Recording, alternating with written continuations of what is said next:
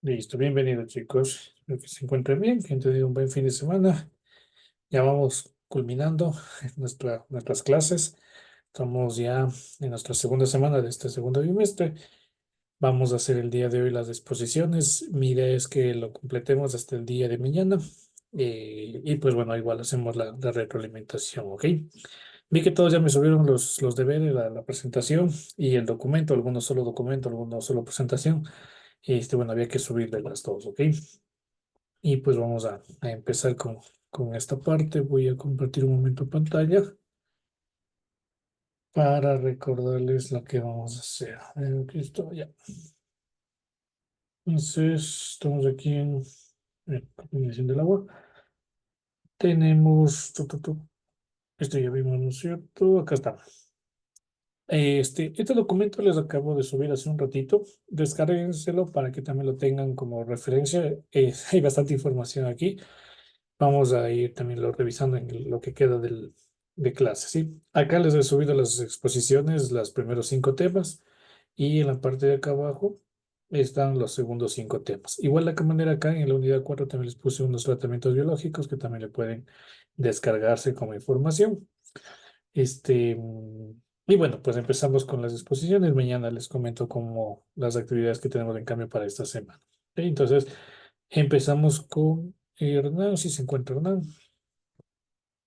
Voy a dejar de compartir. Listo. No sé si puede compartir pantalla, quiere compartir o le comparto yo, le ayudo con eso. Buenas noches, Inge.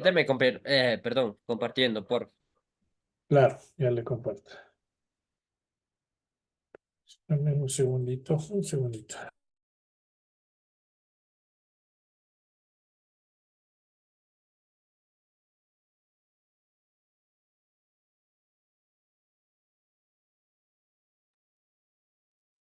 Ahí, ¿sí me escuchan bien? Ahí recién escuchamos, Inge. Ya. Pues es que no están funcionando los auriculares. Ok, a ver, Hernán, entonces voy a compartirles su presentación, descargas, alumnos.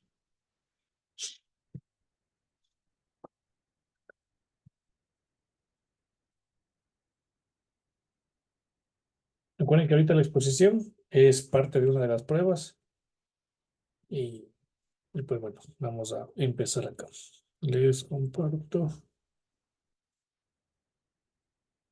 Listo, Hernán.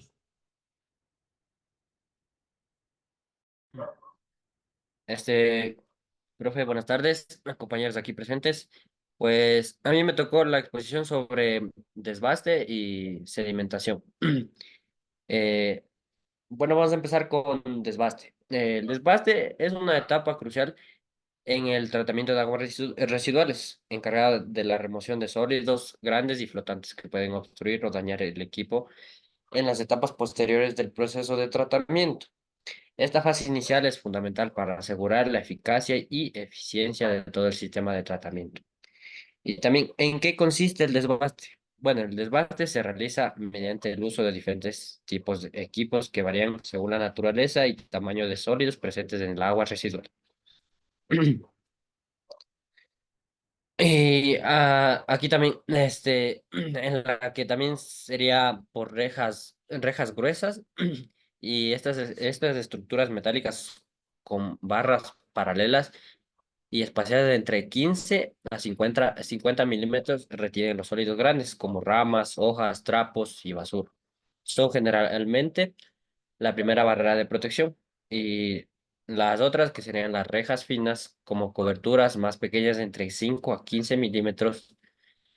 Estas rejas retienen partículas de tamaño medio, proporcionando una segunda línea de defensa después de las rejas gruesas.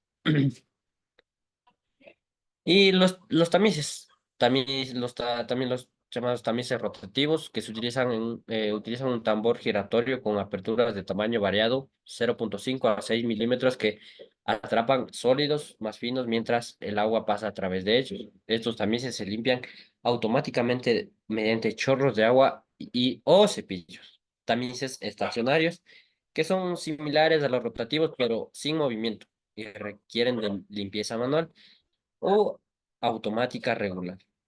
Ujú. Y los devastadores mecánicos. Estos dispositivos automatizados cambian la acción del tamizado y transporte utilizando mecanismos como cintas transportadoras para remover y transportar sólidos atrapados fuera del flujo del agua. Y también sus condiciones de operación. Para que el desbaste sea efectivo, se deben cumplir ciertas condiciones operativas. Uno, la velocidad de flujo. Es fundamental mantener una velocidad adecuada del agua que fluye a través de las rejas y tamices. Velocidades demasiado altas pueden permitir que los sólidos pasen sin ser capturados, mientras que velocidades demasiado bajas pueden provocar sedimentación de sólidos, dificultando su remoción. Dos, tamaño de las aberturas. El tamaño de las aberturas en las rejas y tamices deben ser adecuados para todo el tipo de sólidos presentes en el agua residual.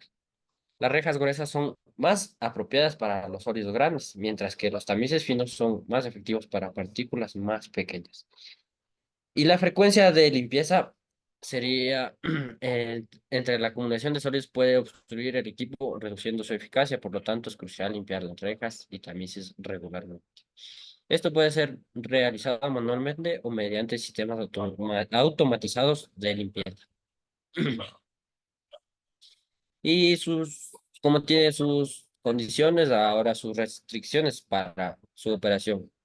El desvase se enfrenta a ciertas restricciones y desafíos operacionales, como por ejemplo, uno sería materiales no deseados, como grasas, aceites y productos químicos que pueden obstruir las rejas y tamices o causar corrosión, afectando su rendimiento. También es importante contar con sistemas de pretratamiento para remover estos materiales antes del desbaste. Y también, segundo, las condiciones ambientales. Factores como la temperatura, el pH del agua pueden influir la eficiencia del desbaste. Por ejemplo, en climas fríos es necesario proteger el equipo contra la congelación. Tres, el mantenimiento y desgaste. El equipo de desgaste expuesto a aguas residuales potencialmente corrosivas y abrasivas requieren mantenimiento regular para prevenir el desgaste y asegurar una vida útil prolongada y sus inspecciones periódicas y programas de mantenimiento son esenciales. Y aquí vendría un ejemplo en el Ecuador y también en el mundo, que sería la planta de tratamiento de aguas residuales en Quitumbe. Y esta planta es un sistema de desbate con rejas gruesas y finas, que son parte integral de un proceso de tratamiento de aguas residuales. Las rejas gruesas eliminan los sólidos grandes y así como venía anteriormente, les mencionaba, entre sólidos grandes, partículas pequeñas y eso. Y otro sería en el mundo la planta de tratamiento de aguas residuales en Stickney, Chicago, Estados Unidos, considerada una de las plantas más grandes del mundo empleando avanzados sistemas de desbaste que incluyen tamices rotativos, rejas automáticas. Y estos equipos manejan grandes volúmenes de agua residual, asegurando la remoción eficiente de sólidos antes de los tratamientos subsecuentes.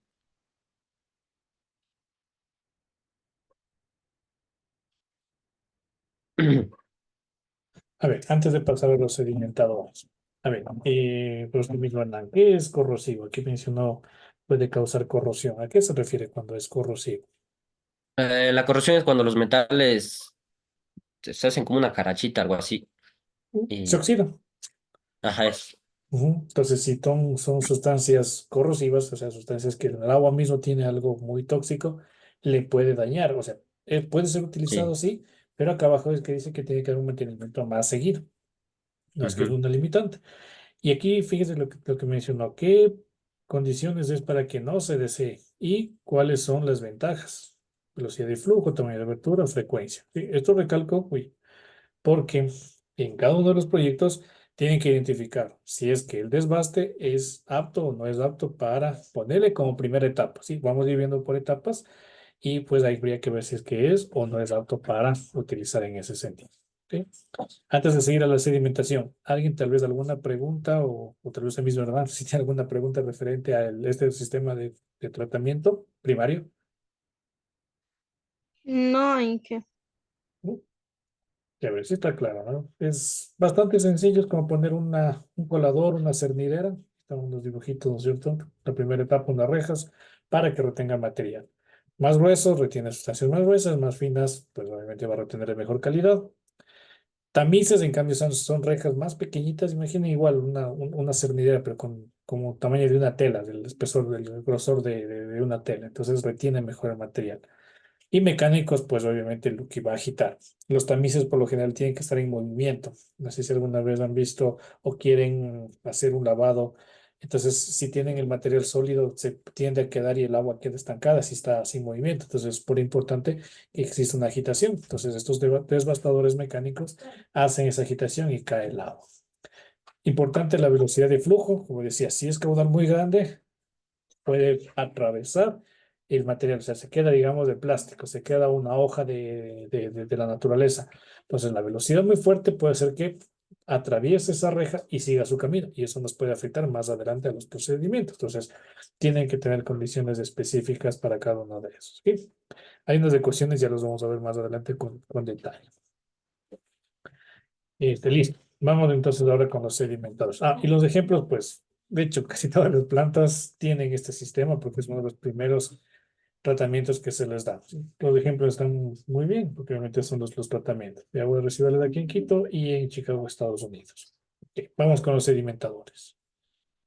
Ya. Bueno, los sedimentadores. Es un proceso clave en el tratamiento de aguas residuales, diseñado para separar y remover partículas sólidas suspendidas en el agua mediante la acción de la gravedad. Este proceso se lleva a cabo en unidades denominadas sedimentadores o clasificadores y es fundamental para mejorar la calidad de agua antes de su tratamiento final o vertido. También, ¿en qué consiste consiste la sedimentación? Bueno, sedimentación, perdón, implica la decantación de partículas sólidas hacia el fondo del tanque debido a la gravedad. Existen varios tipos de sedimentadores, cada uno adecuado para diferentes fases de tratamiento de aguas residuales. Y aquí vendría los sedimentadores primarios. Su función remueven los sólidos suspendidos y la materia orgánica en las primeras etapas de tratamiento. El diseño generalmente son tanques grandes y rectangulares o circulares, donde el agua residual fluye lentamente, permitiendo que las partículas más pesadas se depositen en el fondo. Los sedimentadores secundarios, en la cual su función son utilizados después de los procesos biológicos, eliminan los sólidos biológicos, lodos activados, generando en los tanques de aireación. Diseño similar a los sedimentadores primarios, pero están diseñados para manejar una mayor cantidad de lodos biológicos. Los sedimentadores terciarios. Su función, utilizados para un pulido adicional del agua tratada, eliminando los sólidos finos que no fueron capturados en las etapas anteriores. Y su diseño puede incluir tecnologías avanzadas como la flotación por aire disuelto DAF para capturar partículas muy pequeñas. Este último, sí, sí nos van a hablar un poquito sobre la flotación. De hecho, en sí, la flotación es un sedimentador terciario. ¿Sí? Ujú. Digamos. Y también lo mismo, las condiciones de operación serían para que los sedimentadores funcionen eficazmente, se deben mantener ciertas condiciones operativas. Uno, la tasa de carga superficial. Esta es la cantidad de flujo de agua por unidad de área superficial del sedimentador. Mantener una tasa adecuada asegurada que las partículas tengan suficiente tiempo para asentarse. Los valores típicos son de 1 a 3 metros cúbicos dividido para metros al cuadrado por, esa no me acuerdo la H, ya me olvidé. Por hora. Y Hora. para sedimentadores primarios. El tiempo de retención hidráulico, el tiempo que el agua permanece en el sedimentador debe ser suficiente para permitir la sedimentación de las partículas y un tiempo de retención típico es de 1,5 a 3 horas. 3, del manejo de lodos. Los lodos sedimentados deben ser removidos regularmente del fondo del tanque para evitar su acumulación y mantener la eficiencia del proceso. Esto se realiza mediante mecanismos de raspado o bombeo. A ver, no voy a, antes de pasar, voy a explicarles justamente esta parte de qué es esta superficie. Sí, les voy a hacer un grafiquito acá. Un segundito que estoy haciendo.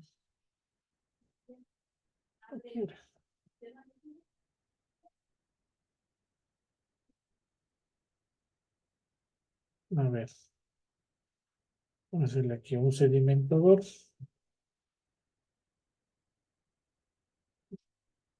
Ya, un sedimentador más o menos tiene así una forma, dice rectangular o circular. La parte de arriba casi siempre una forma circular. ¿Sí? Entonces el agua tiene que ingresar aquí y va a caer el sedimento. Entonces la primera parte donde dice tasa de carga superficial, mantener una tasa de velocidad en función del área superficial. Entonces, ¿cuál es la idea? Que tiene valores de una cantidad de metros cúbicos, si tienes tantos metros cúbicos de agua por metro cuadrado de superficie del sedimentador, por la parte superficial, si es que es rectangular, pues lado por lado, y si es que es circular, pi por radio al cuadrado, y por unidad de tiempo. Entonces, esta relación es lo que hay que tratar de mantener. Casi siempre los sedimentadores son grandes, no sé si habrá una imagen, creo que sí había, pero casi siempre son grandes, entonces, mientras más grandes sean en extensión, el sedimentable se puede caer al fondo. Y recuerden, como veíamos en unidades, de hecho, uno de los ejercicios decía sólidos suspendidos, sólidos sedimentables. Estos son los sólidos sedimentables, de aquellos que se caen por su propia gravedad. Y lo que se hace simplemente se le da el espacio suficiente para que vayan al fondo. Y la gravedad más bien hace este tratamiento. Ok, vamos adelante. No sé si ahí tienen preguntas.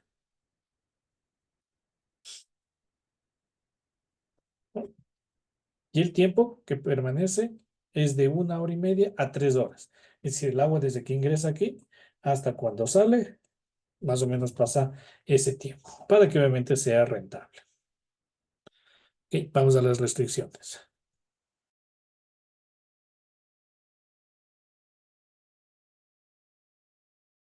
Ya. Bueno, las restricciones para la superación sería, uno, la carga orgánica alta.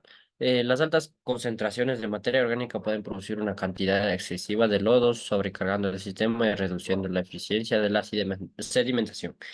Las fluctuaciones del caudal son variaciones significativas en el caudal de entrada que pueden afectar la eficiencia del sedimentador, ya que pueden alterar el tiempo de retención y la tasa de carga superficial. Condiciones ambientales, factores como la temperatura, que pueden afectar la viscosidad del agua y por ende la tasa de sedimentación. En climas fríos, la sedimentación puede ser más lenta.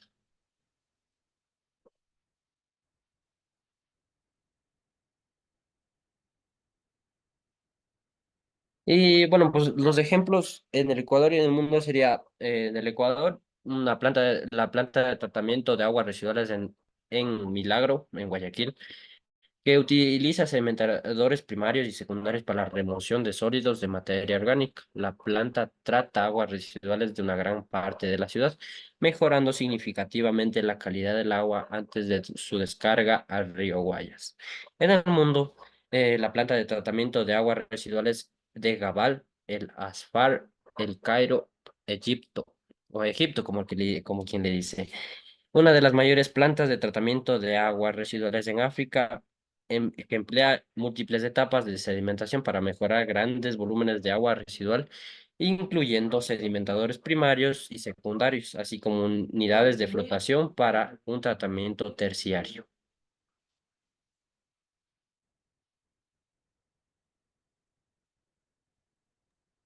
Ok, creo que esto ya estaba. Y con eso ha concluido mi exposición, profe. No sé, de pronto tiene alguna pregunta, estuvo mal o estuvo bien. La verdad, las imágenes me faltaron, profe. Sí, aquí le voy a mencionar justamente esto de las imágenes. Ok, entonces esto es un sedimentador, suelen verse en las plantas de esta manera. Sí, es inclusive la primera parte en la que se ve el agua muy, muy contaminada, porque el devastador, pero no es devastador, desbastador, lo que hace es elimina todo el material grande. que se pueda quitar del agua. Acá ya es más difícil separarlo, entonces pasa a la siguiente etapa, que es un sedimentador, que puede tener esta forma, en forma de cono o en forma de un cilindro, ¿sí? Entonces, pero básicamente, como les decía, el principio es el mismo, pasa el agua y la gravedad actúa, como pasa 3 horas del agua y luego sigue su camino, entonces da el tiempo suficiente para que todo el sedimento pues se caiga. Acá está como en algunos se necesita una cierta agitación. Entonces, bueno, aquí tenemos aquí una parte en la que va agitándose muy lentamente, porque aquí no se necesita mucha agitación, porque ¿qué va a pasar? Pues se va a empezar a subirse el sedimento. Entonces, la agitación es para que, esa agitación hace que le ayude a que el sedimento se vaya a caer. ¿Sí? Entonces, por ahí ya también va uno de los parámetros que ustedes necesitarían de su proyecto integrado, ¿no es cierto? Saber cuál es la concentración de sólidos sedimentables. Si tengo una concentración muy baja o nula, pues simplemente no se utiliza un sedimentador. Y si tengo una concentración alta, pues se utiliza el sedimentador. ¿Ok? Eh, listo, y bueno, como decía, aquí faltaban las imágenes, pero creo que ya está un poquito más claro. Aquí es lo que les decía, fíjense. Este es un sedimentador. Entonces aquí tenemos un espejo de agua bastante grande, es muy, muy extenso. Y acá esta es donde el sistema de control, y en la parte inferior se va agitando, se va moviendo muy lentamente. Y en la parte de abajo aparece el sedimento, se aparecen lodos. Eso tiene que tener otro tratamiento. Podría ir tal vez con la asignatura que les corresponda de gestión de residuos.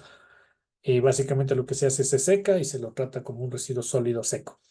Pero el agua lo que pasa es que se le va quitando todo el material utilizado para sedimentar, que se pueda ir hacia el fondo.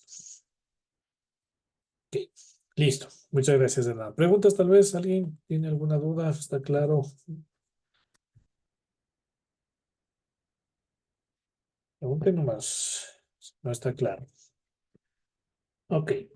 Vamos avanzando. Vamos con el tema número 2. Vamos con la flotación. Adriana, sí está Adriana. ¿Le ayudo compartiendo o comparte usted?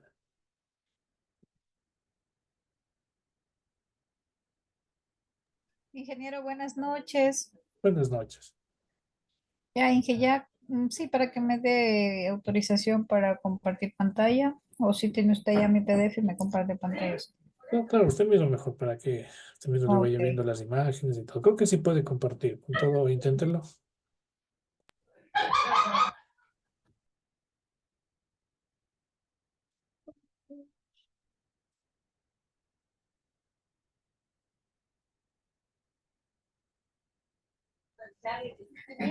Ingeniero, por favor, ¿me puede dar habilitando? No puedo Ahí, compartir.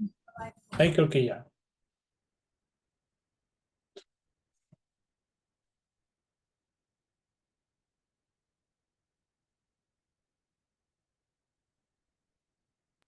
Sácanos de ahí.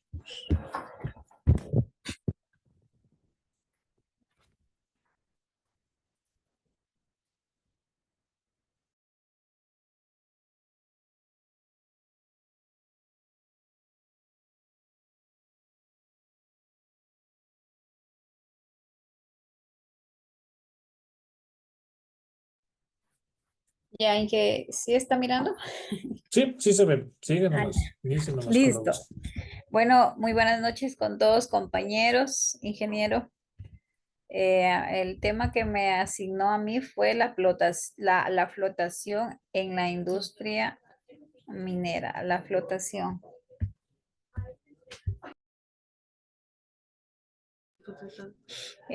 Bueno, o sea, el tema en sí es flotación, pero obviamente yo busqué el tema en la industria minera para que se entienda un poquito mejor.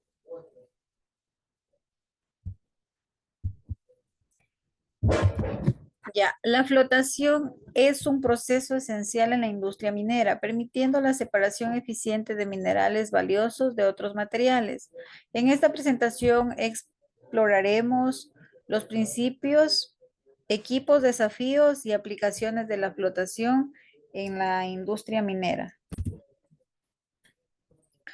Bueno, también dentro de esto, pues, investigué que la flotación nos ayuda, ¿por qué? Porque eso nos ayuda a ser unas instalaciones rentables, menor costo, las instalaciones y operaciones de menor consumo de energía para la generación y la menor ocupación de espacio. Los principios fundamentales de la flotación. La flotación se basa en la adhesión diferencial de los minerales a las burbujas de aire. Los minerales hidrofóbicos se adhieren a las burbujas y son llevados a la superficie, mientras que los minerales hidrofílicos permanecen en la pulpa. Esta teoría abarca aspectos como la química de la superficie de los minerales y la dinámica de las burbujas del aire. Aquí está una ilustración donde nos indican los estados de esto, que es sólido, líquido, gaseoso y plasma. Los hidrofílicos, también conocidos como hidrofilíticos, son sustancias que tienen una afinidad por el agua. Ya. Equipos y tecnologías de flotación. En la industria minera se utilizan diversos equipos como celdas de flotación mecánicas, neumáticas y columnares. La selección del equipo adecuado depende de factores como la naturaleza del mineral y los objetivos de recuperación. Los avances tecnológicos han mejorado la eficiencia y la productividad de las operaciones de flotación. Condiciones operativas óptimas. El control preciso de las condiciones de operación como el pH y la densidad de pulpa es crucial para optimizar el rendimiento del proceso de flotación, mantener condiciones óptimas, garantizar una separación efectiva de los minerales valiosos, maximizando así la rentabilidad de la operación minera. Algo de eso les había mencionado en la primera diapositiva que expuse. Desafíos y restricciones en la operación. Los operadores de planta de flotación enfrentan desafíos como la variabilidad del mineral de alimentación y la necesidad de equilibrar la recuperación de minerales con la producción de relaves. La gestión efectiva y la innovación son clave para superar estos desafíos y garantizar un rendimiento óptimo del proceso. Aplicaciones específicas en la industria minera. La flotación se utiliza en una variedad de aplicaciones, desde la extracción de metales preciosos hasta la producción de minerales industriales. En regiones como Zamora Chinchipe, Ecuador, la tecnología de flotación ha impulsado el crecimiento de la minería del oro, ofreciendo nuevas oportunidades económicas, pero también desafíos ambientales y sociales. Innovación y futuro de la flotación. El desarrollo continuo de nuevas tecnologías y enfoques innovadores es fundamental para abordar los desafíos actuales y futuros en el proceso de la flotación.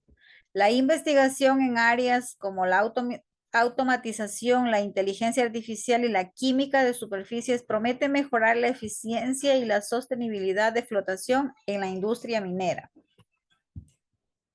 Conclusiones. La flotación es un proceso fundamental en la industria minera, contribuyendo significativamente a la separación eficiente de minerales valiosos. A través de la comprensión de sus principios, la selección adecuada de equipos y el control de condiciones operativas, podemos mejorar la eficiencia y la sostenibilidad de las operaciones mineras.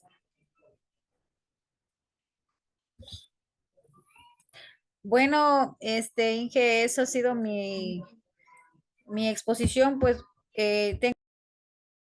tengo también para exponer un video corto que usted nos había dicho que podíamos colocar también. Entonces, para que puedan apreciar un ratito.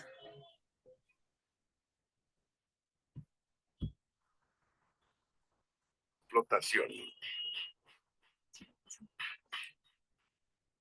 Perdón, Inge, ¿sí se está escuchando? Sí, sí se escucha. Diga Ok. nomás.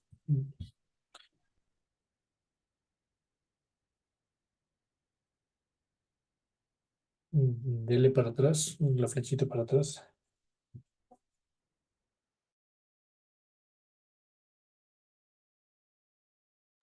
Tiene que abrir el micrófono para escuchar. Es que la computadora como que ¿dónde está? Se me perdió. La flotación permite la separación de los minerales sulfurados de cobre del resto de minerales que componen la roca original. Al mineral de cobre sulfurado se le agrega agua y reactivos para llevarlo a celdas de flotación, donde se hace burbujear aire y se mantiene la mezcla en constante agitación. Producto de esta acción, las burbujas arrastran a la superficie el mineral que se convertirá en concentrado de cobre.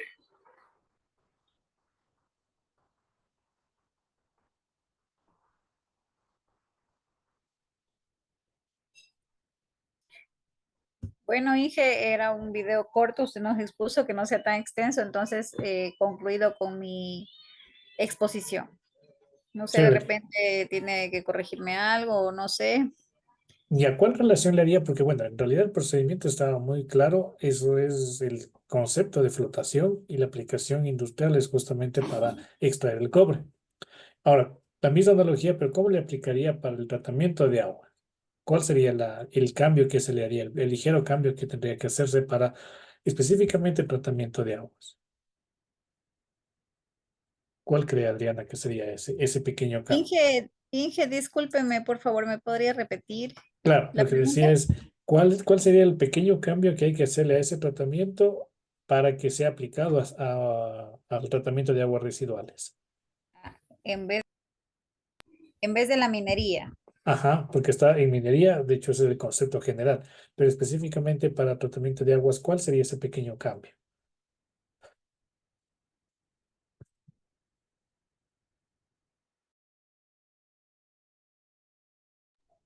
Bueno, ¿Cuál cree como que yo, sería? como yo creo que sería. Ujú. Bueno, sería de que implicaría una adaptación en el proceso de reactivos químicos, Ajá, correcto. específicamente los contaminantes. Ya. O sea, sí es lo que yo puedo entender, ¿no? Porque estamos hablando del agua, ¿no? Ajá, ¿qué tipo de Entonces, como habla contaminante? la flotación de una separación, en este caso acá en la minera está diciendo metales pesados, metales preciosos, y en el agua sería la separación de, en este caso, de los químicos, reactivos químicos, todo lo que son contaminantes. Eso sería que vendría a ayudarnos la flotación dentro en vez de ser en la minería, pues en el agua. Es Ajá. mi apreciación, ingeniero. Sí, correcto. Y lo único que se especificaría es que son sólidos. Los sólidos suspendidos, los sólidos sedimentables mejoran el proceso. De lo que hablaban anteriormente, la sedimentación, para que vaya por gravedad, a este proceso de flotación se le añade un químico, se le pone aire y ¿qué es lo que hace? Ese aire lo que va a hacer es hacerle flotar. Se lleva el químico con el sólido, ¡pum! Y le lleva a la parte superior. En la minería lo que se hace es algo similar, pero la idea es llevarse el cobre. Sí, que se lleve el cobre, Claro, el como ahí oro. dice, las burbujas son las que se llevan, dice en la flotación. Ujú, Entonces acá en el agua me imagino que es lo mismo, solo que obviamente separa otros tipos de contaminantes sería. correcto. Si le puede poner en, creo que era la segunda lámina donde estaba sólido, líquido y gas, esas moléculas. Ya le veo. Es en la 3. Que como está rosadita las diapositivas, se me pierde el cursor. El cursor y Ahí me está. pierde. Ya. Entonces, el estado gaseoso está en toda la materia, ¿no es cierto? Entonces, lo que se hace es, se le burbujea, es decir, se le pone un tanque, perdón, una bomba, y se le manda aire con el sal químico. Entonces, lo que se hace es ese oxígeno se va arrastrando todo el material sólido que puede estar en el agua. Y de tal manera que esa sedimentación que nos habló, nos habló Hernán, se complementa más con esta sedimentación, se puede decir, pero más bien es este tipo de flotación que va a la parte superior y luego pues simplemente se lo arrastra para llevarlo. ¿Ok? Chévere, gracias. Ya Gracias, ahí. Adrián. ¿Tal vez alguien Bueno, alguna pregunta? muchas gracias por la aclaración y para poder también entender un poco más el tema de la flotación, lo que es el agua. Ujú. Muchas gracias, sí. Chévere, gracias, Adriana. Déjale de compartir un ratito y voy a compartir yo. A ver, seguro lo que vimos, a ver dónde está la pantalla. Vamos. Este tema, o sea, estos temas de tratamiento, en los primeros es sobre todo la lógica. ¿sí? La lógica que hay en la parte física y eso es lo que se aplica acá. Entonces ya vimos de la exposición anterior, ¿verdad? Lo que era el sedimentador, lo que se va hacia abajo. No se necesita poner otro equipo para hacer la flotación, casi siempre es ahí mismo. Entonces, lo que les había dicho, aquí tenemos el sedimentador con todo lo que les había explicado. Uy, se me fue acá. Aquí mismo se le pone la flotación. Entonces, ¿en qué consiste? Desde la parte inferior, y le hacen como nuevamente acá, en la parte inferior, se coloca una, se llama flautas, es decir, una tubería que tiene agujeros por la cual se va a burbujear agua. Entonces hagan de cuenta como que están tomando una bebida gaseosa. Cuando uno era niño, ¿no es cierto? Uno soplaba a veces la bebida gaseosa para que salgan burbujas, ¿no es cierto? Era un juego. Entonces, eso a nivel industrial, a nivel grande. Obviamente se le coge previa, se le coloca previamente unos reactivos químicos para que le aglomeren o le cojan a los sólidos, les pongan una sola sustancia y la flotación, es decir, estarle bombeando, o sea, burbujeando para que el aire le vaya hacia arriba. Y entonces estos sólidos que ya no van a estar en el piso, sino van a estar en la parte superior, ¿qué es lo que va a pasar? Esta estructura va a empezar a girar y lo que va a hacer es a botar todos los sólidos hacia afuera porque estos van a estar en la parte superior. Entonces, sólidos en la parte inferior y los sólidos que flotan, estos sólidos que están en la parte superior, son llevados y pueden separarse, como les dije, por un proceso de secado y ya tengo el sólido que es mi contaminante. Y el agua va a tener otro tipo de contaminantes, pero ya no va a tener los sólidos que son visibles, ¿sí? Aquí es básicamente para separar esos sólidos visibles. ¿Ok? ¿Estamos claros tal vez hasta aquí de este tema de flotación y sedimentación con desbaste, que también era la primera parte? ¿Preguntas? ¿No? ¿Estamos claros? Listo, vamos avanzando. Nidia, vamos con usted con el tema de floculación y precipitación. Que igual tienen muchas cosas en común. ¿Quiere que le ayude a presentar o quiere presentar usted mismo? Buenas noches, Inge. Sí, ayúdenme Listo. compartiendo. Listo. ¿Dónde está? Dos, tres, documento, presentación.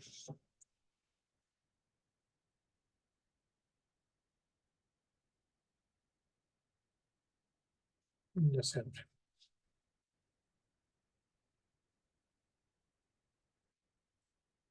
Vamos hasta acá.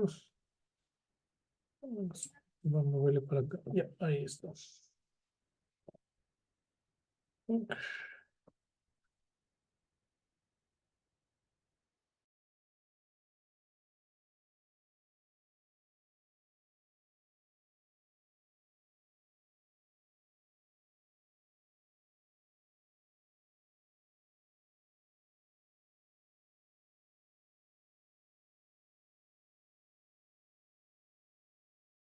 Listo.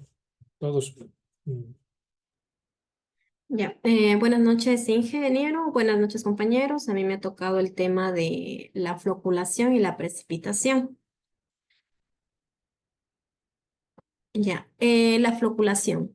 Según lo que yo investigué, la floculación viene junto con la coagulación. En este caso, la coagulación es el proceso por el que los componentes de una suspensión o disolución son desestabilizados por superación de las fuerzas que mantienen su estabilidad.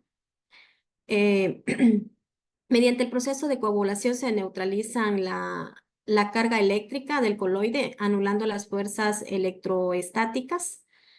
Eh, Esta neutralización suele realizarse aplicando al agua determinadas sales de aluminio y hierro, y en este caso que son los coagulantes, de forma que neutralizan las cargas eléctricas negativas que suelen rodear a las partículas coloidales dispersas en el agua.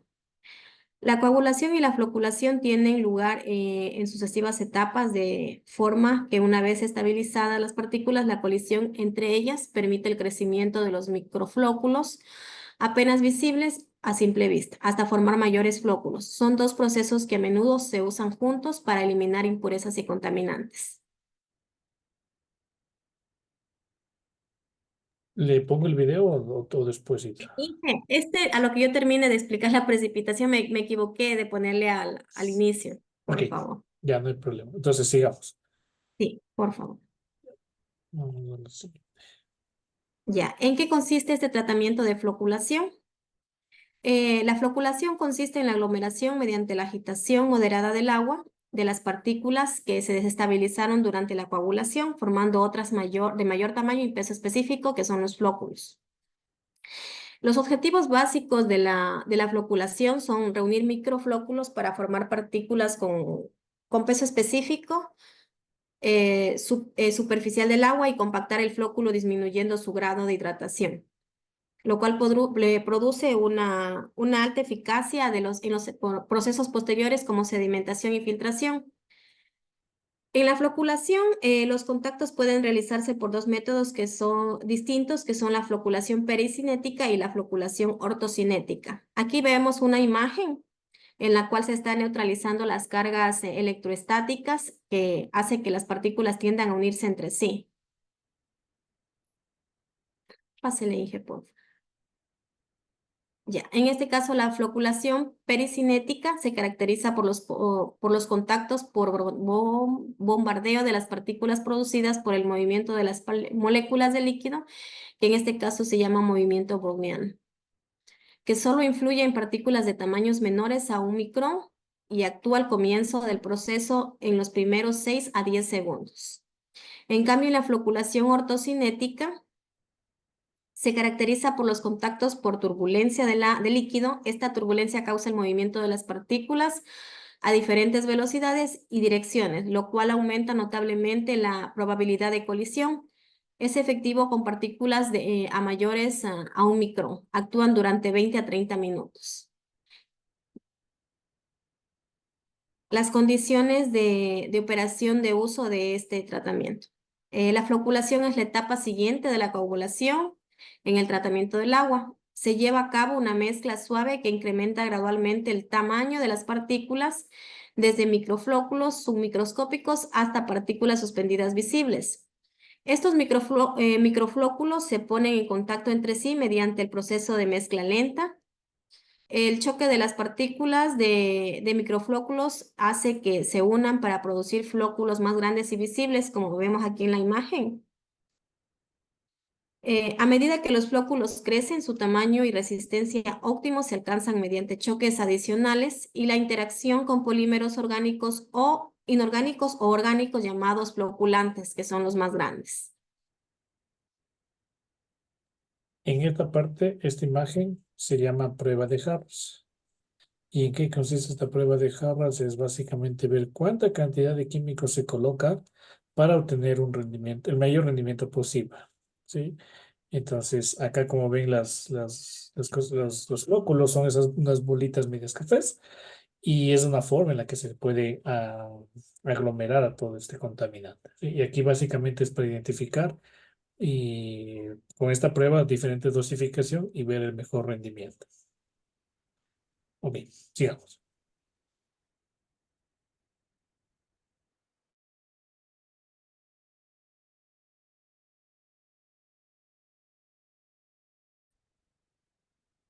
¿Ya? Sí, sigamos. Ya pásele, por favor. Gracias. Ya, estos floculantes actúan como puentes o uniones mecánicas para capturar las partículas de suspensión, aumentando así el tamaño y la densidad de los flóculos. Una vez que los flóculos alcanzan el tamaño y la resistencia óptimos, el agua está lista para el proceso de separación, que puede incluir sedimentación, flotación o filtración. Los tiempos de contacto diseñados para la floculación suelen variar entre 15 a 20 minutos hasta 1 hora o más, dependiendo de las necesidades específicas del tratamiento del agua.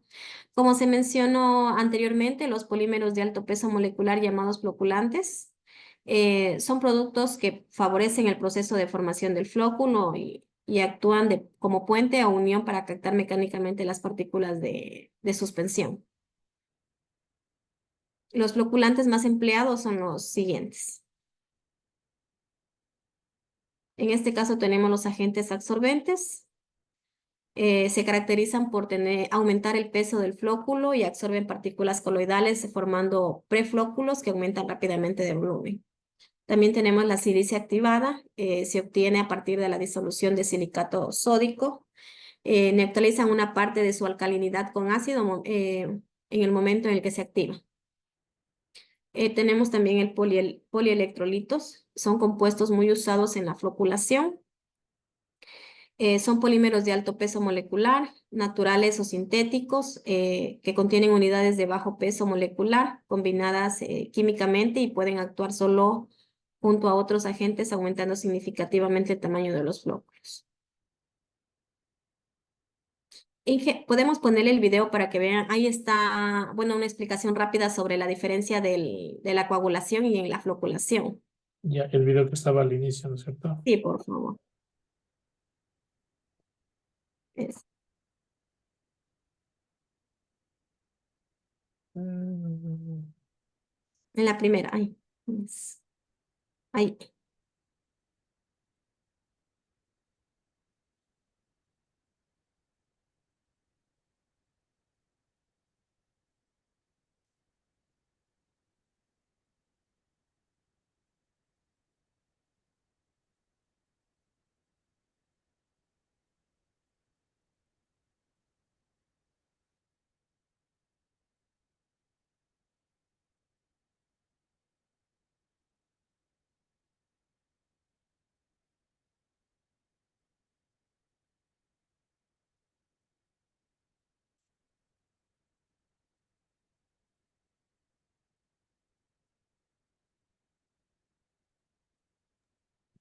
ya les voy a poner ahorita.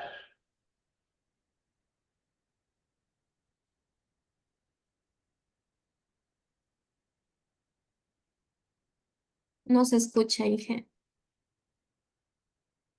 Ya, denme un segundito.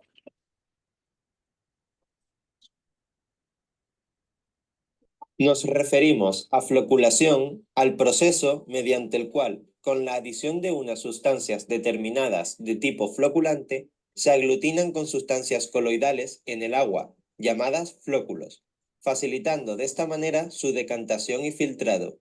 Mientras tanto, la coagulación es el proceso mediante el cual se neutraliza la carga de los coloides formándose un precipitado. El proceso de floculación normalmente va precedido por el de coagulación, por eso se suele hablar del conjunto. Espero que te haya servido de ayuda. Ujú.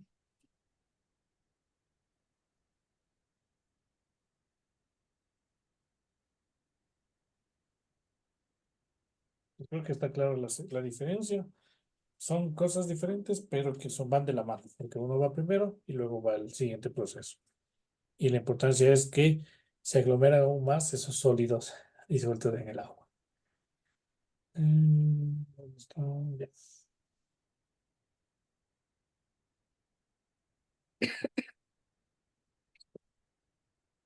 Ahí, en las restricciones. Ya. Ujú. Ya. En las restricciones de la operación de la floculación está condicionada por una serie de factores que determina su eficacia en el proceso de separación de la fase sólido-líquido. En este caso, dichos factores son la dosis óptima de polímero, la agitación, el peso molecular, la concentración de sólidos, superficie de sólidos, efecto de la temperatura, efecto del pH. La dosis óptima de polímero se refiere a la máxima cantidad que puede ser absorbida sobre los sólidos para producir floculación sin dañar los enlaces superficiales. A medida que avanza la floculación, la formación de flóculos reduce la superficie disponible, lo que puede generar una ligera neblina en suspensión. Ya. En este caso, la agitación tiene que ser adecuada, ya que es crucial para dispersar uniformemente el polímero en el agua y favorecer a la formación homogénea de los flóculos. La agitación rápida aumenta las colisiones entre partículas y cadenas de polímeros, asegurando la floculación completa. Pero, sin embargo, una vez que la floculación ha comenzado, la velocidad de agitación debe reducirse para evitar la rotura de flóculos. En todo momento se necesita una agitación óptima para permitir que las partículas se acerquen lo suficiente y formen los agregados deseados. También tenemos el peso molecular, que incluye la eficacia de la floculación. Los polímeros de alto peso molecular se absorben mejor en las partículas sólidas, optimizando la dosis de polímero y aumentando la velocidad de decantación. También tenemos la concentración de sólidos, la estabilidad de los flóculos e incrementa con la densidad de los sólidos, lo que aumenta la probabilidad de unión de fragmentos de flóculos rotos. Sin embargo, en suspensiones muy concentradas, la velocidad de sedimentación puede ser baja debido a la corriente ascendente del flujo desalojado, generando un equilibrio entre la sedimentación y la corriente ascendente. La superficie de sólidos, perdón. La dosis óptima del floculante es proporcional a la superficie del sólido. A medida que aumente el tamaño o la superficie de la partícula, se reduce la dosis del floculante.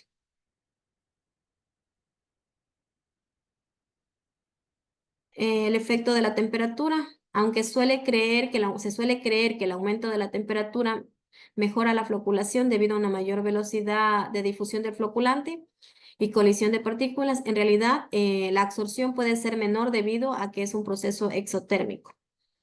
El efecto del pH puede influir en la cantidad y tipo de cargas en la superficie de los sólidos, así como en la cantidad de carga libre del polímero en disolución. Tenemos un ejemplo que hay en Perú, en la zona industrial de la bahía de Chimbote, se encuentra ubicada la empresa Genesis Air, dedicada a la conserva de pescado, la cual realiza el proceso de coagulación y floculación en los efluentes de líquidos de la fábrica. En este caso tenemos la precipitación, el otro método que me tocó. La precipitación se basa en la utilización de reacciones químicas, que son compuestos químicos, para producir sustancias de baja solubilidad, permitiendo la eliminación de contaminantes. Estos precipitados se separan mediante sedimentación y filtración. También se usa para ablandar el agua. Este proceso puede eliminar entre el 80% y el 90% de los sólidos en suspensión, el 70 al 80% del DBU, que es la demanda biológica de oxígeno, y el 80 al 90% de las bacterias. La sedimentación resulta en la separación de dos capas visibles, sólida y líquida. Las condiciones, a ver, ¿dónde estoy? Sí, las condiciones de uso, de operación de uso. Las condiciones de operación de uso de la precipitación. Se emplea para separar componentes en mezclas, ya sea por reactividad o por diferencias de solubilidad. Luego se usa una decantación o filtración para aislar los precipitados, seguido de técnicas de purificación como cristalización o cromatografía en columna para obtener el compuesto puro. La decantación se utiliza cuando se puede filtrar, permitiendo que las partículas sólidas se depositen por gravedad y luego se trasvasa el líquido cuidadosamente para separar las partículas sólidas. En este caso, la cristalización es un proceso de formación de un sólido cristalino a partir de un producto fundido o a partir de una solución. Los cristales se obtienen al enfriar una disolución saturada en caliente del compuesto sólido en un disolvente adecuado. La cromatografía comprende un conjunto de técnicas que tiene como finalidad la separación de mezclas basándose en la diferente capacidad de interacción de cada componente en otra sustancia. Aquí tenemos una imagen donde nos representa el proceso de lo que es la coagulación, floculación, sedimentación, el agua depurada y el metal que estamos separando, que es el hidróxido de hierro. En este caso tenemos la 1, es el agua residual. La 2, aquí se realiza la precipitación. La 3, la coagulación.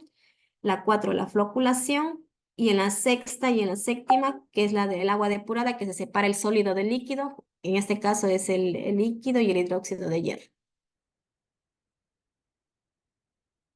Y aquí solamente fíjese que aparentemente el agua, por el color, no diría, no, está sin contaminante. Puede haber venido, por ejemplo, de aquí, de un proceso anterior de separación física con rejillas, con sedimentador, inclusive con flotación. Pero acá, fíjese que aún así está contaminada. Entonces, ¿qué se le coloca? Pues todos los pasos, ¿no es cierto? Una precipitación, que es decir, colocar un reactivo para que el contaminante que está allí, pues deje de estar disuelto y más bien dicho, aparezca, ¿sí? Sea visible allí. Entonces, se coloca un reactivo para que ese hierro que está ahí disuelto, pues pase a algo que no sea soluble. Entonces, aquí precipitó, pero esa precipitación está turbia. Entonces, ¿qué es lo que se hace? El mismo proceso que explicó antes, la coagulación, la floculación, es decir, añadir un polímero para que ocurra esto. Se generan estos flóculos, estas bolitas que tienen, que son características y no se disuelven, y pues luego se deja un tiempo la decantación y va hacia abajo y hacia arriba el agua purificada. ¿Sí? Y aquí básicamente es un proceso químico en la que el hierro, está en un hierro como una sal, por ejemplo, hierro ico, y pasa a un estado básico, pero ya no está disuelto en el agua. Entonces, este numeral 6 que dice acá que es al agua depurada, pues ya va a ser libre de hierro disuelto acá en estado. Ok, sigamos. Tenemos las restricciones de la operación de la precipitación. Para reconocer una reacción de precipitación debemos predecir si el producto que se forma es soluble o insoluble en agua. Para esto existen las siguientes reglas.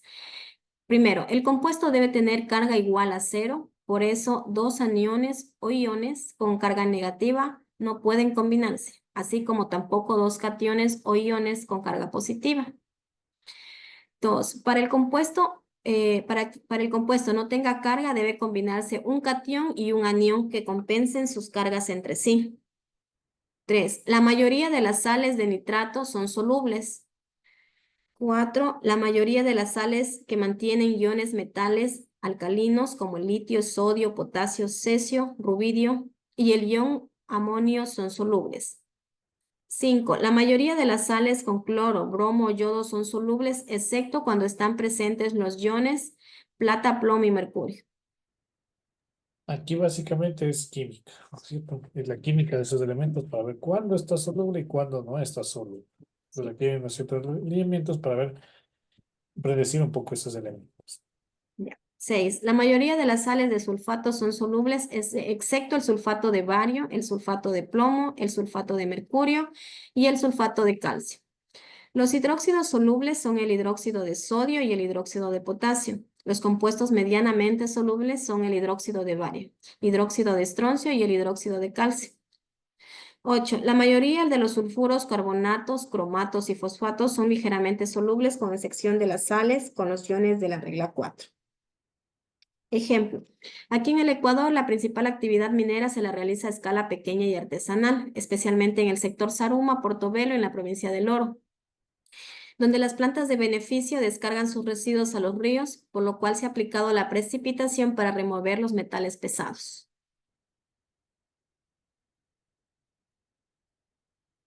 Gracias, Inge. Esa ha sido mi exposición, Inge. Ya, chévere, muchas gracias, Miguel. Tal vez alguien alguna pregunta referente a este tema de la floculación, precipitación. Bueno, coagulación, floculación, precipitación. ¿No? ¿Estamos claros? Bueno, en la parte técnica, acá pues suele haber, hay que ver qué tipo de contaminantes se tiene para ver si es que se los puede precipitar, se los hace sólidos y se hace el mismo tratamiento que ya hemos visto hasta ahora de las exposiciones. Una sedimentación, una flotación o floculación inclusive. Flotar, ponerle aire para que vaya a la parte superior. Y floculación, un químico para que se aglomere y pues poderlo separar. ¿Sí? Entonces, ustedes ven aquí el ejemplo que eso está colocado, está aquí como un hierro que está disuelto, muy probablemente sea como un sulfato de hierro, un nitrato de hierro que es soluble, y entonces se le pone un reactivo químico para que en lugar de estar como sulfato pase como un hidróxido. Casi siempre se utiliza hidróxido de sodio.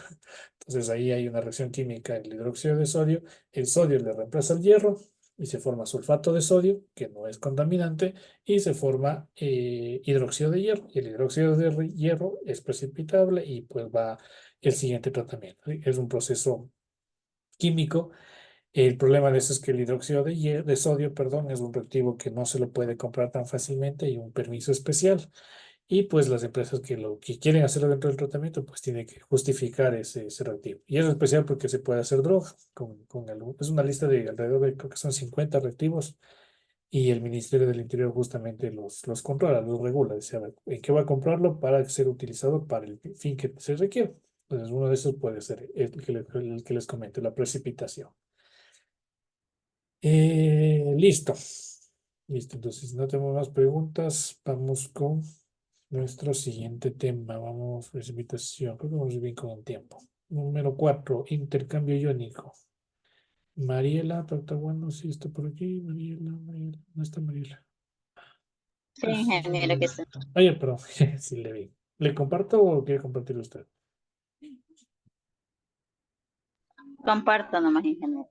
Ya, pero tengo documento, no tengo presentación. ¿Está bien? Que no me has...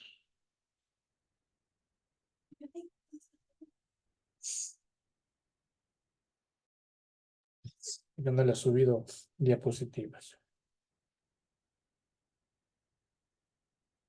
Ah, bueno.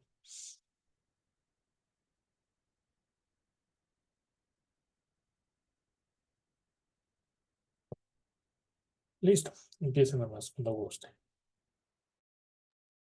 Buenas noches, ingeniero y compañeras. El tema que voy a exponer es sobre el intercambio de iónico. Esto es un tratamiento para la eliminación de iones disueltos en el agua a través de resinas de intercambios iónicos que se reactivan mediante el uso de regenerantes. El principio de intercambio iónico consiste en el intercambio de iones entre un sólido y un líquido, en el cual no se produce ningún cambio sustancial en la estructura del sólido. Al ser el intercambio iónico una reacción reversible en material de intercambio, puede ser regenerado para nuevo proceso. Como aquí podemos ver en este dibujito,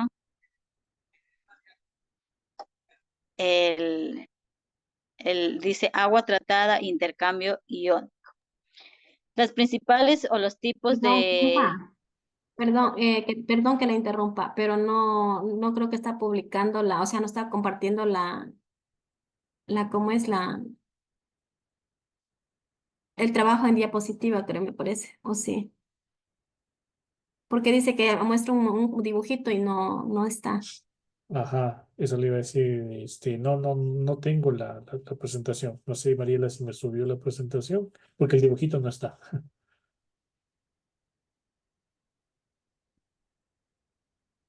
¿O a qué se refería? ¿Le Compa, y si puse? le compartes tú, Ujú. Mariela. Ingeniero, lo que pasa es que yo hice de editar el trabajo porque me faltaba imágenes. Entonces yo edité. ¿Será por eso que no sale lo que es la imagen? Claro, porque aquí solo está el Word. Entonces, pero ¿cómo estaría la imagen para buscarle? Bueno, sigamos avanzando y vemos cómo está. No me voy a compartir, sigamos.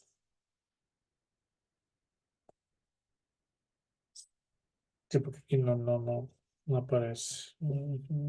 Acá.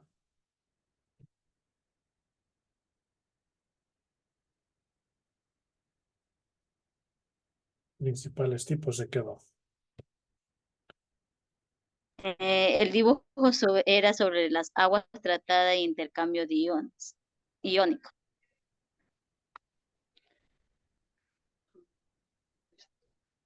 Son dos recipientes en los que De aquí está.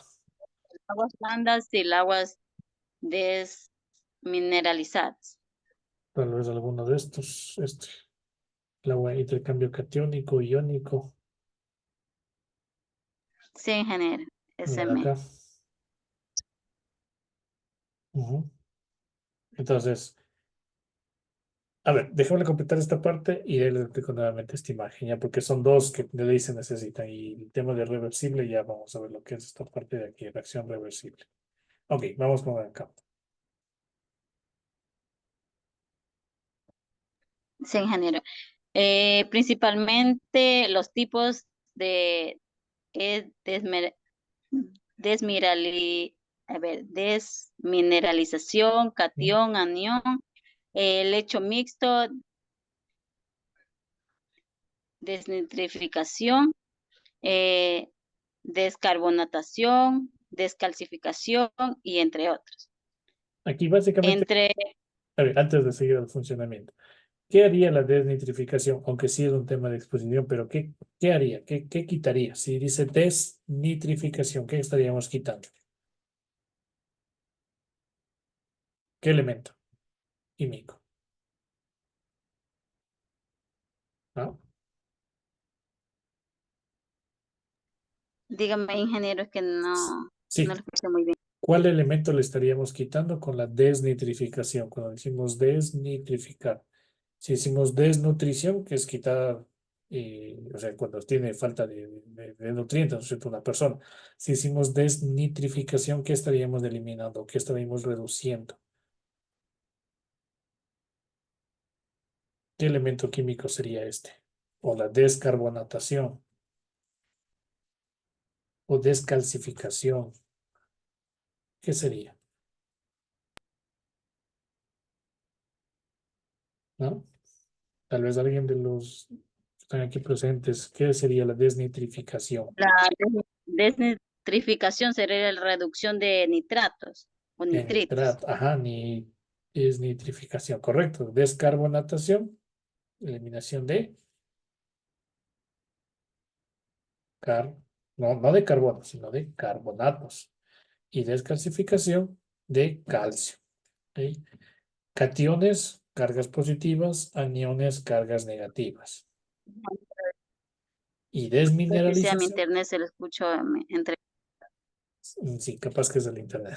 Y desmineralización, en cambio, es quitar minerales. ¿Ok? Vamos al funcionamiento y de ahí luego volvemos al gráfico.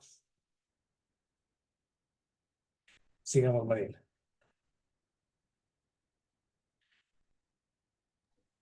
Ya, el funcionamiento. Dice, los intercambiadores de iones son sustancias insolubles que se presentan de forma granular, como pequeñas perlas denominadas resinas, y que son capaces de absorber iones de una solución eh, cediendo a cambios con cantidades equivalentes a otros. Ion sin modificar aparente su aspecto físico ni de su solubilidad. Este intercambio solo funciona entre iones de igual carga eléctrica, cationes por cationes y aniones por aniones. Como podemos observar, lo que es el ejemplo que le puse ahí sobre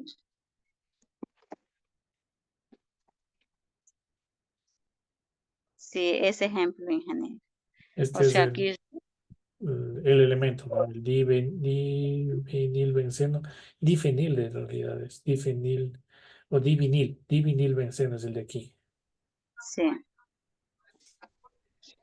O el estireno que está acá y este otro chuta que no me suena. Estireno, ya. Aquí también hay una tabla que no sé si puedan divisar. Sí, sí se ve Esta la tabla. tabla sobre eso, esa tabla es sobre los aniones, sí, aniónicos y cationes. Ujú. Ya, eso son grupos, son, ya, son grupos en lo que es de los cationes, como dice, son grupos sulfóricos. También en los cationes se puede observar lo que es el hierro, aluminio, plomo, bario, estancio, cario, níquel, zinc, cobre, magnesio, calcio, potasio, amonio, sodio, hidrógeno, litio.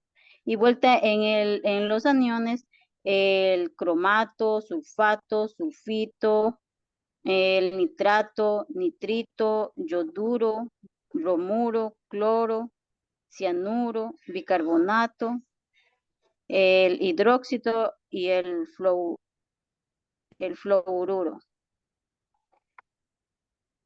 A ver, Entre, aquí en esta parte ya les voy a explicar esta partecita antes de pasar a lo siguiente, ¿ya? A ver, aquí básicamente en el intercambio iónico se tienen dos instrumentos. Bueno, aquí a ver si está cargada la imagen. Siempre se tienen dos tanquecitos, ¿sí? Uno para los cationes, otro para los aniones. Uno para los elementos positivos y otro para los elementos negativos. Y aquí también busqué otro ejemplo que decía lecho mixto. Y lo que decía su compañera es que tienen esta forma circular. Y químicamente, ¿qué es lo que van a tener ahí adentro? Dentro de estos tanques, son de dos tipos. Es lo que dice acá, estos elementos. Grupos sulfónicos o grupos carboxílicos para los elementos catiónicos y aniónicos, grupos del amonio cuaternario y grupos de amonio terciario. En el mercado simplemente se ven elementos de intercambio iónico para cationes y para aniones. ¿Y qué nos decía en el principio de funcionamiento? Pasa el agua y los cationes, o sea, contaminantes con carga positiva, son reemplazados por cationes de carga positiva, pero que son más amigables con el agua. Entonces, por ejemplo, acá se retiene el contaminante en el filtro, o sea, en esta estructura, y pasa el agua con el otro cation, pero que es menos contaminante. Y lo mismo pasa con el anión, de igual manera. ¿Cuál es la ventaja de este método? Es que este químico, estos reactivos que están acá, que tienen sus formas un poco extrañas, son químicos bastante complejos, son fácilmente regenerables, son reversibles, como decía anteriormente. ¿Qué significa reversible? Que pueden volver a su estructura original simplemente añadiendo lo que dice acá, regeneradas con cloruro de sodio. Cloruro de sodio es la sal común, la sal que uno utiliza en la cocina. Esa sal es cloruro de sodio, se le disuelve en agua y se le pasa al filtro, perdón, al lecho, es decir, a este tanquecito al que sea catiónico, pues obviamente, para que se vuelva a reestructurar y el contaminante pues le pueda llevar para gestionarlo de una mejor manera. ¿Sí? Entonces, este es el sistema para poderlo regenerar. Y utiliza bastante esto, el intercambio iónico. Tengo cargas positivas, se introduce la carga positiva del contaminante en este lecho. En la carga positiva que tiene este lecho, pues pasa al agua y sigue su camino. Y luego a este contaminante que está en el lecho simplemente le pongo otra estructura para que eso haga una reacción reversible y pues pueda volverse a utilizar, ¿sí? No es que sea infinito, pero sí tiene un tiempo de vida bastante largo. Y no es que ya pongo una vez el lecho el material del catión y del anión y no lo vuelvo a cambiar nunca más. No, sí se necesita cambiar porque se va a desgastar. Entonces va a llegar un punto en el que necesita cambiarse, pero sí utiliza un tiempo adecuado. Aquí está otra imagen de cómo es un lecho empacado. Entonces tenemos todas estas bolitas empacadas de esta manera. Pasa el agua, como que vaya goteando y mientras va goteando pues se va quedando en esa estructura. Esto es a nivel de laboratorio y a nivel industrial pues simplemente tenemos un tanque mucho más grande. Tiene sus válvulas, sus conexiones de sus medidores de presión, de temperatura, todos los parámetros. Y entonces estos son en este caso, del lecho mixto. Y acá pues tenemos el sistema catiónico, aniónico, cuando uno va a continuación de otro. ¿Ok? No sé si tal vez ahí estuvo más claro lo que es este método que es de intercambio iónico. No sé, tal vez alguien alguna pregunta.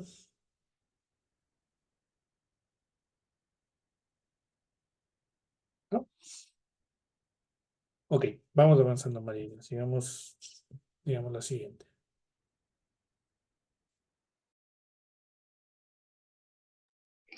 sí, una vez alcanzada la capacidad de intercambio, podemos decir que la resina está agotada. Cuando esto sucede, se procede a una regeneración. Esto es un conjunto de operaciones que permite el desplazamiento de los iones retenidos hasta dejar una nueva resina en estado de carga inicial. La primera operación del proceso es el contralavado. Se hace pasar el agua en un sentido ascendente, provocando la descompactación del lecho y la eliminación de posibles partículas que puedan haber quedado retenidas. Esta operación se realizará a una velocidad crítica fijada por la fabricante de la resina. A continuación podemos ver que aquí está lo que es el intercambio iónico, que es del cloruro de hidrógeno y el intercambio del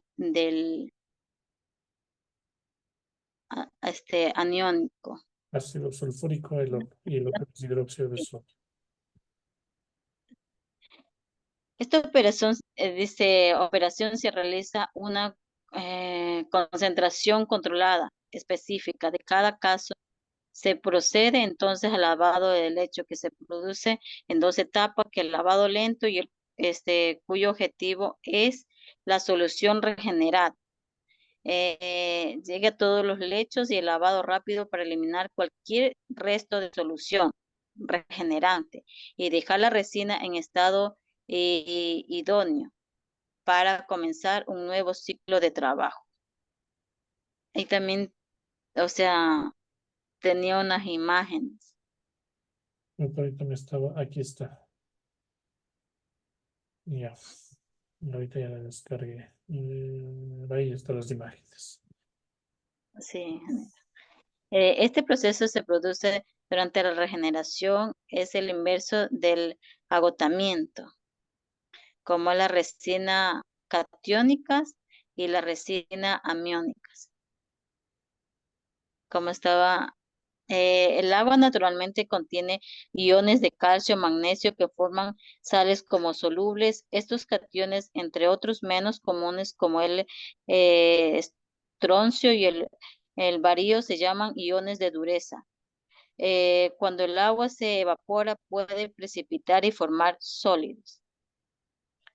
El agua dura produce incrustaciones y puede generar turbidez. Por eso es necesario eliminar todos los componentes en la medida de lo posible para conseguir un agua más blanda.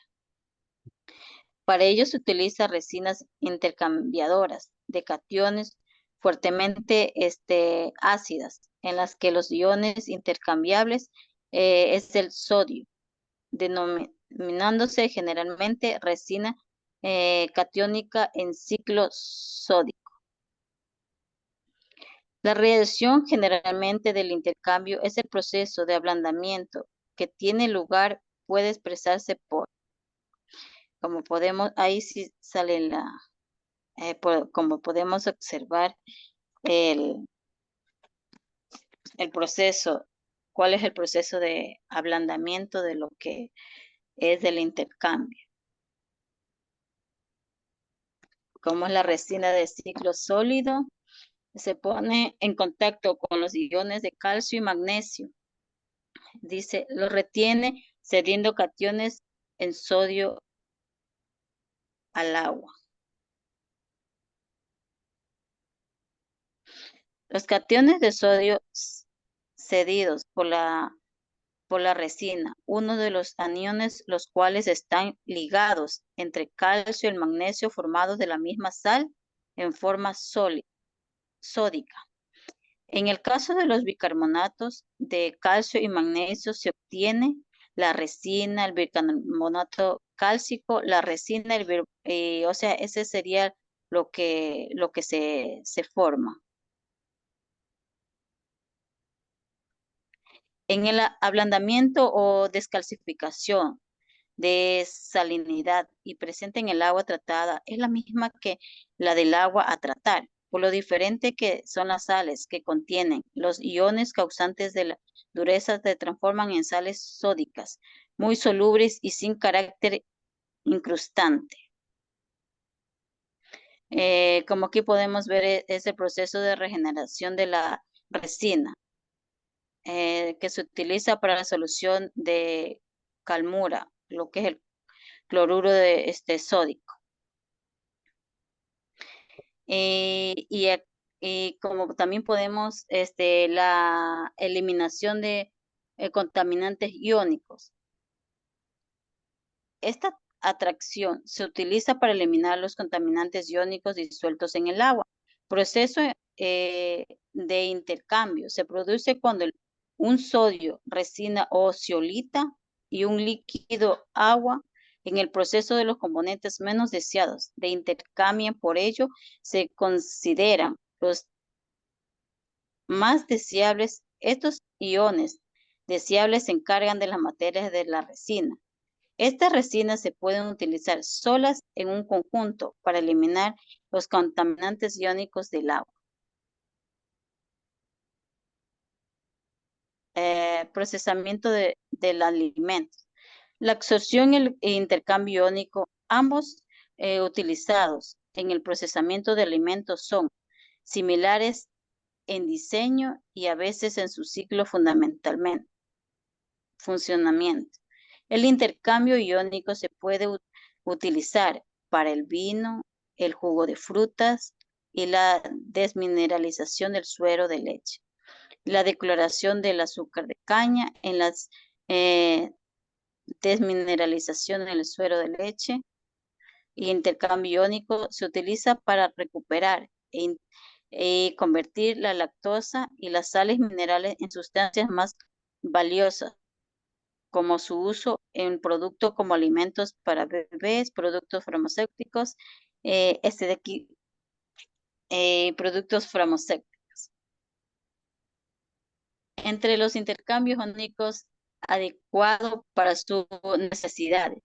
Aunque el intercambio iónico y el tratamiento biológico son ampliamente reconocidos por las dos tecnologías líderes para su desnitrificación, el intercambio iónico se utiliza típicamente para tratar los nitratos en las aguas subterráneas, mientras que el tratamiento biológico se utiliza típicamente para tratar aguas superficiales.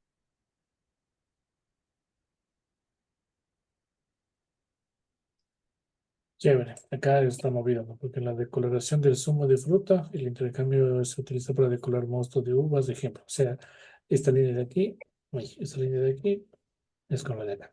A ver, para ir cerrando este tema. A ver, la dureza, si ustedes recordarán, esto ya les había mencionado. La dureza del agua es cuando las aguas principalmente provienen de aguas subterráneas, aguas de debajo de la tierra, porque ahí tienen bastantes sales de calcio y de magnesio.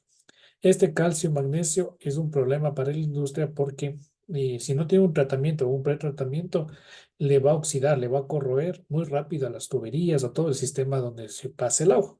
Entonces, por eso es muy importante que el agua dura sea tratada y sea convertida en agua blanda. También puede ser que dentro del proceso de fabricación, del uso, pues también tenga contenidos altos de calcio y magnesio. Entonces, ¿cómo se elimina principalmente la dureza o cualquier catión, elementos de carga positiva o elementos de cargas negativas que no son buenos para el agua? Pues se utilizan resinas de intercambio iónico. En tema de costos son ya más elevados, pero la ventaja es que sí pueden regenerarse. El principio es el mismo. Aquí nos explica un poquito de cómo tenía la forma, ¿no es cierto? Entonces tienen el sodio y el radical sulfato. Entonces lo que pasa es que ingresa el material, el sodio, carga positiva, está dentro de la resina, ¿sí? De este elemento. Viene el agua que tiene alto contenido de calcio y magnesio, entonces pasa el agua, se retiene el calcio y el magnesio y el sodio de lo que estaba en la resina pasa al estado líquido del agua. Y pues ahí se va a disminuir su nivel de contaminación. Volviendo a la resina, tiene calcio, perdón, ya tiene ahora sodio, calcio y magnesio, y lo que va a hacerse es colocarse una salmuera es agua con sal, alta concentración de sal, para que esa sal pues vuelva a retirarle al calcio y al magnesio, y pues se queda reestructurada, restablecida la resina de intercambio iónico. Ahora, la cantidad de agua pues es muy diferente, ¿no es cierto? Por un lado, se podría tratar, no sé, 5.000 litros por día, de una gran cantidad, un 5 metros cúbicos de agua, y para reestructurar o restablecer la resina podría utilizar tal vez unos 10 litros de agua. Entonces, 5.000 versus 10, el contaminante pues está ya más aglomerado en una sola parte. Entonces, ahí es cuando se está dando un tratamiento. ¿Sí? Se le está reteniendo, se le está quitando estos cationes, estos aniones, la dureza del agua para que pueda ser apta para el uso, apta para las descargas y demás. ¿Sí? Y nos habló bastante del tema de la química. No vamos a entrar tanto en esa profundidad. Lo importante es que se vea positivos, positivos, negativos, negativos, se reemplazan y pues se disminuye su nivel de contaminación. Y lo importante de las resinas es que se vuelven a reestructurar para que se puedan volver a ser utilizados. No solamente para el tratamiento de agua, sino como dice aquí, para el procesamiento de alimentos, con los ejemplos que ustedes ven aquí, ¿no es cierto? Es la misma aplicación que nos dijeron en la minería, pues ese es un concepto general que se aplica a la minería, aquí está aplicado a el sistema de tratamiento de agua. Lo mismo que pasa acá para la industria de alimentos, se puede también aplicar para el tratamiento de las aguas. ¿Ok? Listo. Bueno, nos vamos a quedar hasta acá. Bueno, avanzamos únicamente 4 exposiciones. Mañana continuamos con las siguientes exposiciones. Ojalá avanzar. Si avanzamos todos, pues chévere, ya depende de cómo tengamos. ¿Sí? Entonces, mañana María, Hugo, Ketty y Alejandra, muy probablemente los 4. Y si avanzamos, pues Naomi y Johnny terminamos las exposiciones. ¿Ok? Muchas gracias por su tiempo. Yo les subo la grabación para que también lo tengan, lo puedan revisar y nos vemos el día de mañana. ¿Sí? Cuídense mucho, una buena noche. Hasta mañana, Inge, gracias. Hasta mañana, pasen bien.